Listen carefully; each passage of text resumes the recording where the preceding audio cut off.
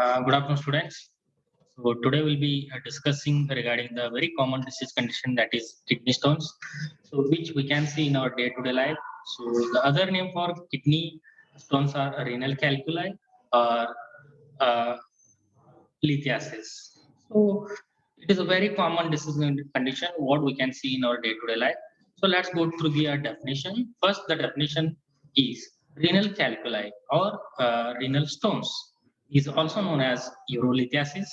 It is a kidney stone disease where a solid piece of material, that is kidney stone, occurs in a urinary tract. So urinary tract is including two kidneys and two uh, ureters and one bladder. So in any part of this urinary tract, if we find the stone, so that is called as renal stone or renal calculi. So it is particularly a hard stone, hard kind of material. So which is made up of all the debris and all the waste materials and the minerals. The usually what will be the etiological factors or what are the exactly the reasons for the formation of the stone in a day-to-day life. The thing is, majority of the cases having the reason the idiopathic. So it is nothing but we don't have any significant reasons or significant etiological factors in most of the cases. So that will be the one of the etiological factor for the renal calculi. And the second factor is most commonest etiology or most commonest reason for the renal stone is supersaturation of urine. As you can see in this PPT diagram, so we can see the mini crystals, so which is made up of the minerals, calcium, and all those things. So supersaturation of urine is nothing but we already very well was known about our urine color. Okay, so that is a transparent color.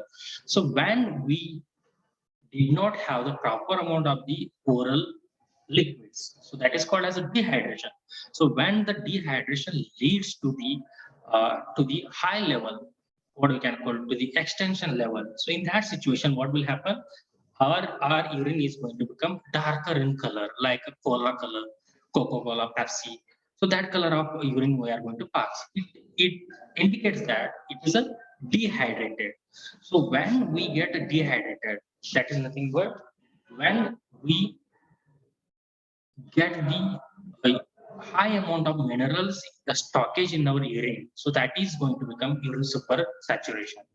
So once the urine is reached the supersaturation stage, so there is a formation of or there is a collection of the calcium oxalate kind of minerals into the renal tract. And another reason is so the obstruction with urinary stasis. It is nothing but obstruction is nothing but blockage. So once there is a blockage, what will happen? Urinary stasis. Stasis is nothing but the urine is going to remaining inside only. That is called as a residual volume. Okay, so obstruction. For the best example for the obstruction is BPH, benign prostatic hypertrophy. So in this, what will happen? The patient is unable to pass the urine because of the high pressure over the urinary trunk or urinary bladder because of the prostate gland has been enlarged. That is what it will get a lot of pressure. That is what he cannot pass the urine. So once urine is not passed, it will be retained inside only.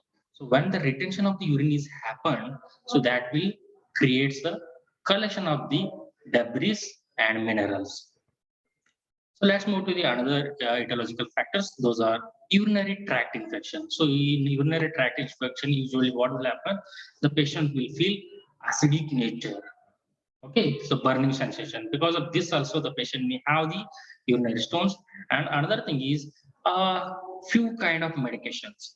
So like a medication includes so some medications induces the renal uh, stone formation, such as we can see if we are using a calcium carbonate for the prolonged time, or sodium bicarbonate, or aluminum hydroxide. So these are the medications which induces the formation of the renal stone. So the another thing is the as we did, recently we had used a lot of vitamin C as antioxidant agent in a corona situation or a pandemic situation. So in this, what will happen when we are using the vitamin C for the prolonged time, like more than 2 or 3 months. So these can leads to the formation of urinary oxalate type of the stones. So once we are using the vitamin C, so that will increase the urinary oxalate level into our body. So that will create the stone formation. And next one is the who are the risky factors and what are the risk factors for the exactly renal stone? Exactly. So first for the most is immobility and sedentary lifestyle. So immobility is nothing but whoever is unable to get up from the bed or bedridden patients. So in that situation, there is a chances of stasis of the urine into the bladder or in a kidneys in certain situations like a BPH or incontinence of urine or retention of urine. So in this all situation and sedentary lifestyle, it is nothing but whoever is living the sedentary lifestyle, those are very risky to have the renal stones. That is what we should not have the junk foods all times, and we have to avoid the caffeine content food. Those are cold drinks which have the more amount of the caffeine. And take an example, Mountain Dew, so which has a lot of amount of the caffeine. So caffeine leads to the formation of renal stone into our bodies. And another thing is, initially we discussed about super saturation. That is nothing but the initial stage, and that is nothing but the end stage. The initial stage will be dehydration.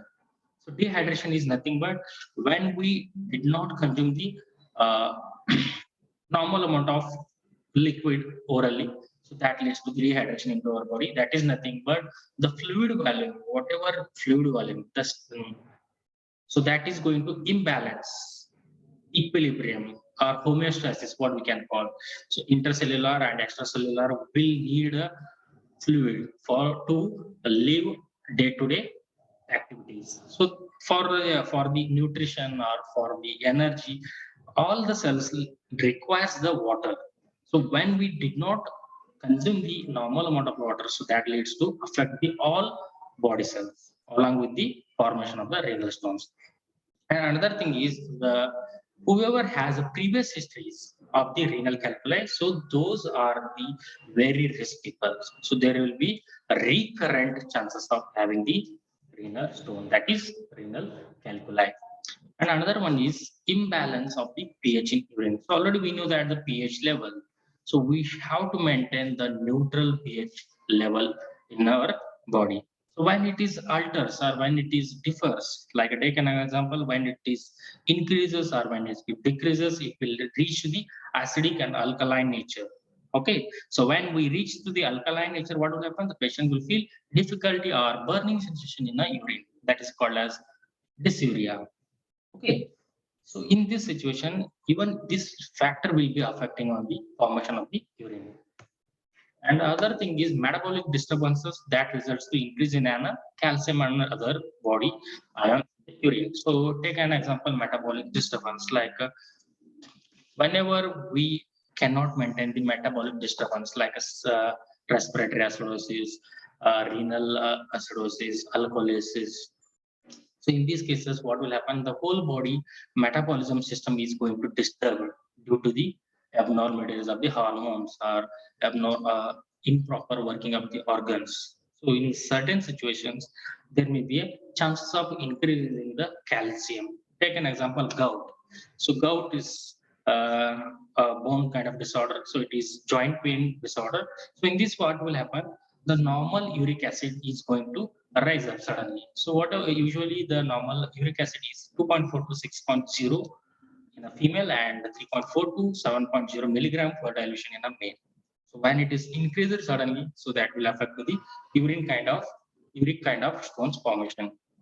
And so if anyone is consuming continuously high minerals water, so high minerals also dangerous to our health. We have to be maintain the normal water intake, which has normal minerals. When we are consuming high amount of the water, so while having the water, it will give you a good taste.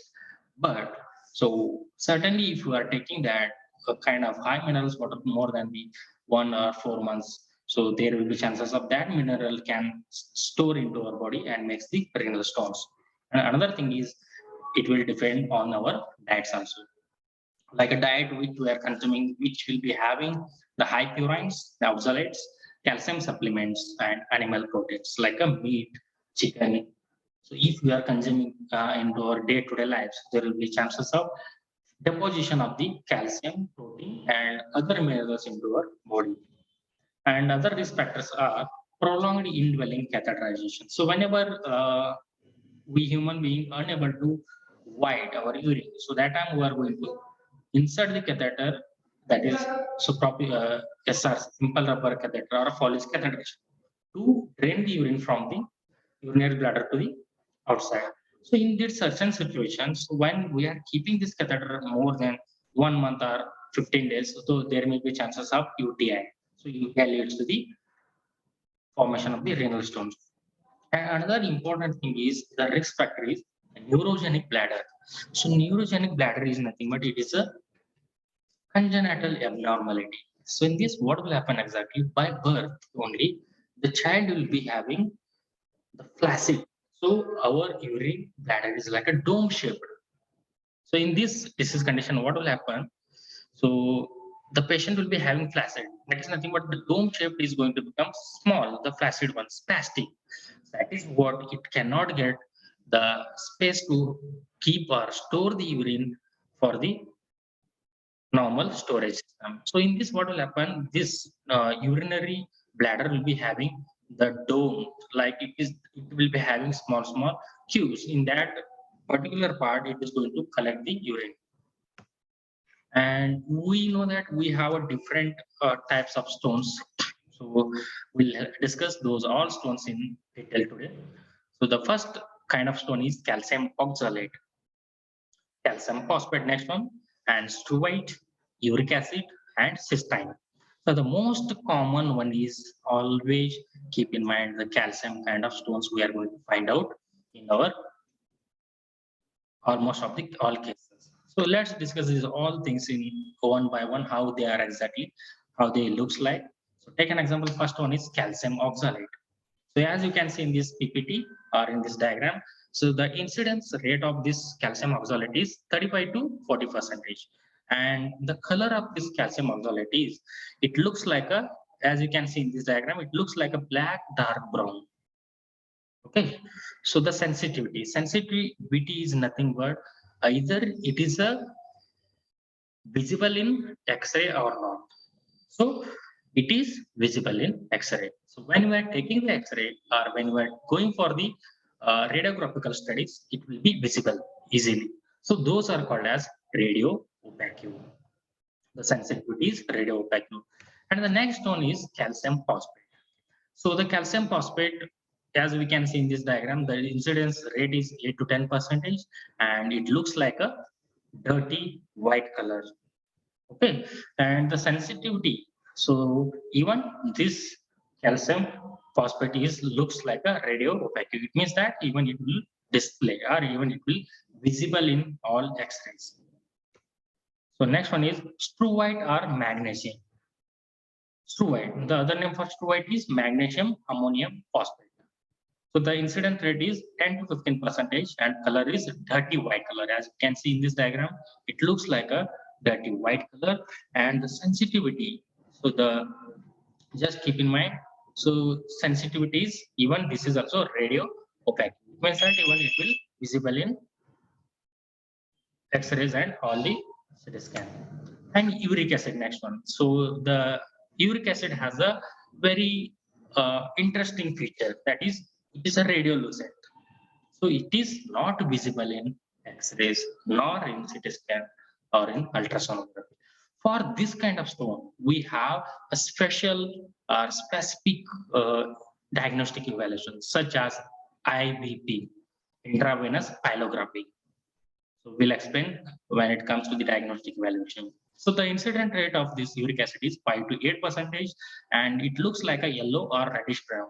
You can see this in this diagram. So next one is cystine. So cystine is nothing but incidence rate. It is very rare kind of stone. So which will not get to see this kind of stone. And the incidence rates of this stone is 1 to 2%, and it looks like a pink and yellowish. So sensitivity is radio opaque. So this is about the renal stones. So the next class we can